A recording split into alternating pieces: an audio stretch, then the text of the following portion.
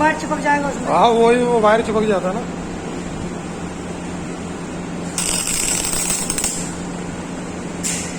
थोड़ा हटा कर रखते हैं ऊपर रखते हैं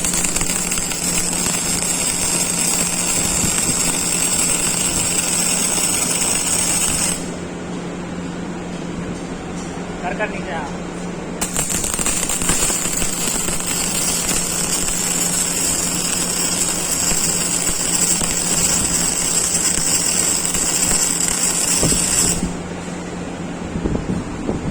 इतनी दूर से आपको कूलर चला सकते हो, कोई दिक्कत नहीं। मतलब कितनी दूर पीस रख के कर रहे हैं? ये बात बता इसलिए तो किया हुआ है, गाड़ी ले जाके।